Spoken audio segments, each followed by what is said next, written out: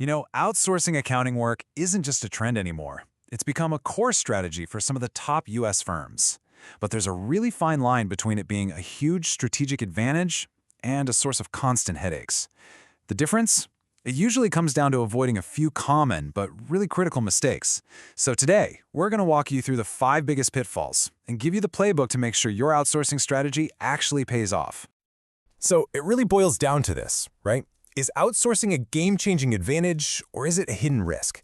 The truth is, it can be both. The promise of saving money, becoming more efficient, and being able to scale up your firm, that's huge. But some really simple, avoidable missteps can turn that whole promise into a mess of frustration and work that's just not up to par. So here's our game plan. First, we're going to touch on what makes outsourcing so attractive to begin with. Then, we'll dive into the real meat of it, the 5 most common mistakes that trip firms up. But we're not going to leave you hanging. We'll follow that up with a smart playbook of solutions. And we'll wrap it all up by looking at what's truly possible when you get this stuff right. First up, let's talk about the why. Why are so many top-tier firms turning to global talent?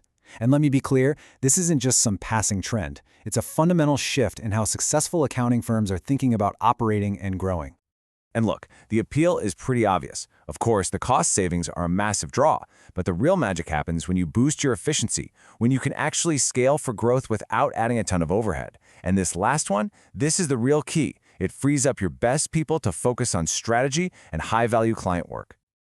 All right, now for the core of what we're talking about today, the 5 common mistakes. And I want you to think of these not as failures, but as challenges. They're hurdles that, once you see them coming, have really clear and straightforward solutions. Okay, let's jump in with mistake number 1. And honestly, this is the big one. It's the foundational error that can derail your whole outsourcing plan before it even gets going. This is it. Expecting an offshore team to just kind of figure it out without clear, documented processes. When you don't define your workflows, you're basically asking for inconsistency, errors, and super frustrating delays. It's like trying to build a house without a blueprint. It's just not going to work.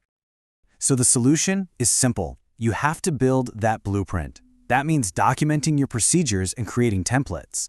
It means using project management tools so everyone is on the same page. And you have to define, with total clarity, who does what, what's handled onshore versus offshore. See, structure isn't about being restrictive. It's about guaranteeing consistent, high-quality results every single time.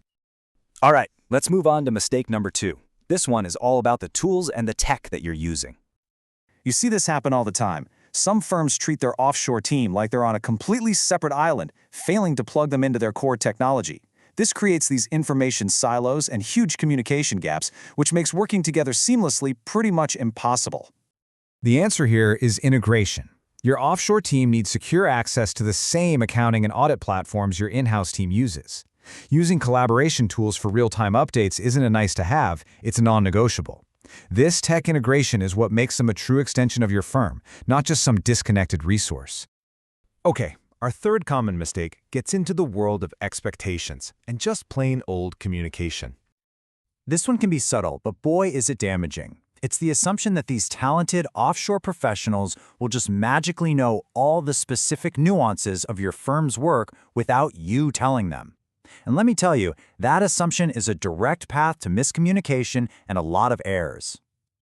To avoid this, you have to be super explicit, provide crystal clear instructions, and define the exact deliverables you expect for every single task. You got to invest in regular training on US standards. And always, always have a go-to person for questions. Remember, clarity is kindness, and it leads to accurate, reliable work.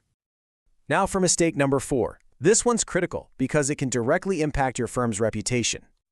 The mistake here is abdication, not delegation. There's a huge difference. It's when you rely completely on your offshore team's review process without having your own in-house checks.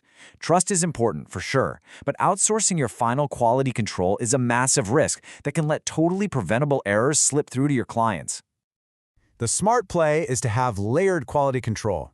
Having the offshore team do the work, combined with a robust in-house review at key points, that's the gold standard. Use automation where you can to catch errors and do periodic audits. Look, this isn't about micromanagement. It's about owning the final quality of the work that has your firm's name on it. And that brings us to our final mistake, number 5. And this one isn't about process or technology, it's all about mindset. So many firms see outsourcing as just a temporary fix, right? Like a Band-Aid to get them through the chaos of busy season. But that kind of short-term thinking really limits the benefits. Sure, you get some temporary relief, but you miss out on all the long-term strategic value that allows your firm to actually grow. And this chart just lays out the difference perfectly. On one side, you have that temporary fix. You're just pulling a lever for one-off tasks. But on the other side, you have a true strategic partnership. And that's built on consistent integration, year-round planning, and ongoing investment. That partnership, that's where the real game-changing value is unlocked.